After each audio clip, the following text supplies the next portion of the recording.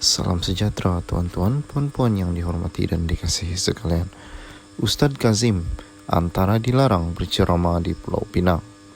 Majelis Agama Islam Negeri Pulau Pinang menamakan 16 individu yang dilarang untuk mengadakan ceramah, khutbah atau majelis-majelis ilmu di negeri ini berikutan tidak mempunyai tauliah mengajar daripada MEINPP yaitu MEN. Mereka adalah Datuk Kazim Elias antaranya. Yang dipertua MEN Datuk Ahmad Zakyuddin Abdul Rahman berkata, satu pekeliling bertarikh 4 November 2022 telah dikeluarkan dengan menyenaraikan ke semua individu tersebut selepas pihaknya menerima aduan daripada orang awam. Kita telah menerima aduan orang awam dan mendapati 16 individu ini tiada tauliah mengajar daripada MEN. Oleh itu pihak penganjur adalah dilarang daripada menjemput senarai 16 individu tersebut untuk menyampaikan ceramah, khutbah atau majelis-majelis ilmu, katanya dalam satu kenyataan. Kata beliau lagi, mana-mana pihak yang tidak mematuhi arahan tersebut boleh dikenakan denda atau penjara.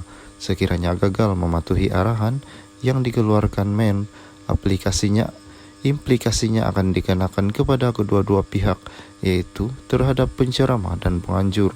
Kedua-duanya akan dikenakan tindakan yang mana penceramah boleh dikenakan denda tidak melebihi 5.000 atau penjara tidak melebihi 3 tahun atau kedua-duanya. Ini kerana mereka melanggar Seksyen 11 Enactment Kesalahan Jenayah Syariah Pulau Pinang 1996, yaitu mengajar agama tanpa tauliah, dan Seksyen 119 Enactment Pentadbiran Agama Islam Negeri Pulau Pinang 2004 kerana mengajar agama Islam atau apa-apa aspek tentang Islam tanpa tauliah. Ahmad Zakyuddin berkata, bagi penganjur pula, mereka boleh dikenakan denda tidak melebihi 5.000 atau penjara tidak melebihi 3 tahun atau kedua-duanya sekali kerana melanggar Seksyen 43 yang dibaca bersama Seksyen 11 1996, yaitu bersubahat menganjurkan program melibatkan penceramah tanpa tauliah.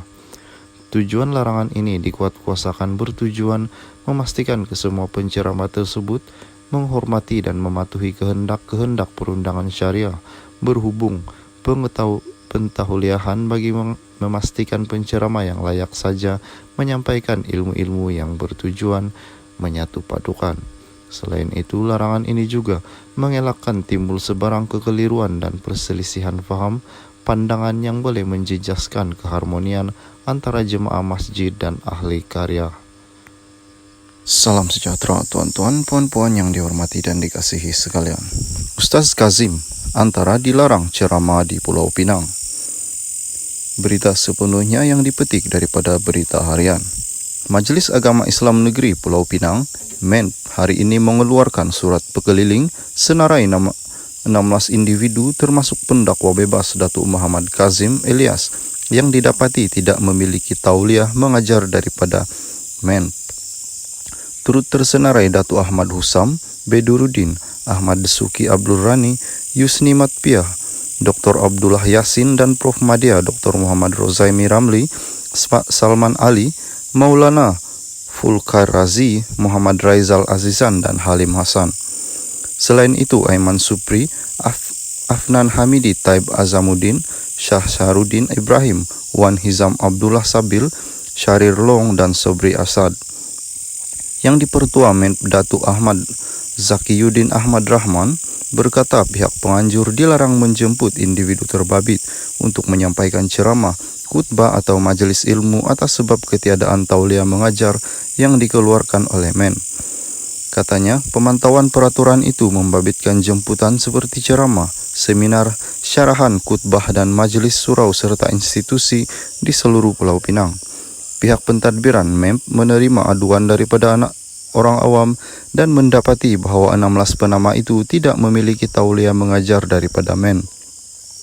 Tujuan larang ini dikuatkuasakan bagi memastikan semua penceramah menghormati dan mematuhi kehendak perundangan syariah berhubung pentauliahan. Ia juga bertujuan memastikan penceramah yang selayaknya menyampaikan ilmu menyatu padu dan tidak menimbulkan kekeliruan serta perselisihan pandangan yang boleh menjejaskan kehormatan sesama masjid dan ahli karya, katanya dalam surat berkeliling itu.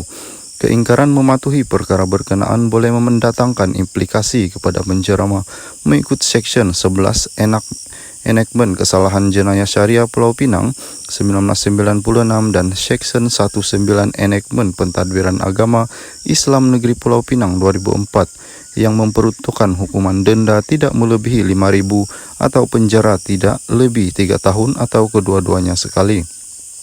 Penganjur pula boleh didenda tidak melebihi 5.000 atau penjara tidak melebihi 3 tahun atau kedua-duanya sekali kerana melanggar Section 43 yang dibaca bersama Section 11 IKJS NPP 1996, iaitu bersubahat menganjurkan program membabitkan penceramah tanpa tauliah. Salam sejahtera tuan-tuan, puan-puan yang dihormati dan dikasihi sekalian. Terbang ke Sabah untuk kerja amal. Ebit anggap kes mahkamah sebagai ujian Allah untuk dirinya. Pendakwa terkenal Ebit Liu yang didakwa dengan 11 pertuduhan termasuk gangguan seksual di Mahkamah Magistrat Tenom percaya bahawa dia adalah mangsa fitnah dan niat jahat. Figura berusia 37 tahun itu berkata, dia merasakan tuduhan yang dilemparkan kepadanya adalah untuk mencemarkan imej dan kredibilitinya sebagai kerja amal. Saya percaya seorang atau sekumpulan yang telah merancang untuk ini, saya akan melaluinya dan saya melihat ini sebagai ujian daripada Tuhan, katanya ketika ditemui di luar pejabat Tenom selepas didakwa di mahkamah. Ebit berkata rancangan untuk datang ke Sabah untuk menjalankan kerja-kerja amal pada masa ini telah dibuat lebih awal dan beliau hanya diberitahu mengenai pertuduhan ini terhadapnya beberapa hari yang lalu. Saya terkejut kerana kami di sini untuk melakukan kerja amal, bukannya untuk ke mahkamah, katanya. Jadi saya melihat ini sebagai ujian daripada Tuhan.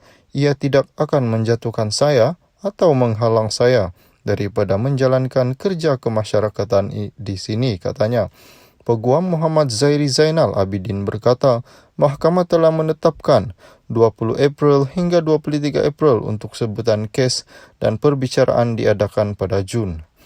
Ebit dituduh antara lain menghantar mesej teks dan gambar lucu melalui WhatsApp pada seorang antara Mac dan Jun 2021. Salam sejahtera, tuan-tuan, puan-puan yang dihormati dan dikasihi sekalian. Pertuduhan ini cuba merendahkan maruah saya, kata Ebit Liu. Pendakwa terkenal Ebit Liu menyifatkan pertuduhan gangguan seksual terhadapnya sebagai pertuduhan tidak berasas dan melampau apa yang yaitu cuba menjatuhkan kredibilitinya. Beliau berkata ini adalah cubaan untuk menghina dan merendahkan maruahnya agar beliau berhenti daripada melakukan kerja-kerja amal bagi membantu golongan yang susah. Saya yakin dan percaya perkara ini sesuatu yang sudah dirancang oleh sekumpulan individu dan ia bukan dirancang dalam sehari dua. Sebenarnya saya baru tahu mengenai pendakwaan ini beberapa hari lepas dan saya agak terkejut. Saya datang ke Sabah bukan rancang untuk ke mahkamah. Saya dalam misi melakukan kerja amal, katanya. Bagaimanapun, katanya, beliau berasa amat tenang kerana ketika ini berada dalam misi melakukan kerja amal dan beliau tidak bersalah. Perkara yang berlaku ini adalah cubaan pihak tertentu yang ingin mengganggu kerja amal yang dilakukan. Menurut beliau, setiap kali berhadapan ujian sebegitu memang terasa sangat berat. Namun beliau tahu itu adalah ujian yang perlu dihadapi. Apabila kita ditentang ketika buat kebaikan, maka tidak perlu bersedih kerana ujian yang datang ini sudah menjadi sunat. Walaupun kita berusaha sehabis baik manapun, saya rasa bersyukur dengan ujian ini, katanya. Ebit berkata, beliau menyerahkan kes pertuduhan ini terhadapnya kepada peguam beliau. Tambahan Ebit, beliau tahu dirinya tidak bersalah, maka segala ujian yang dihadapi itu akan dilalui dengan yaitu tenang.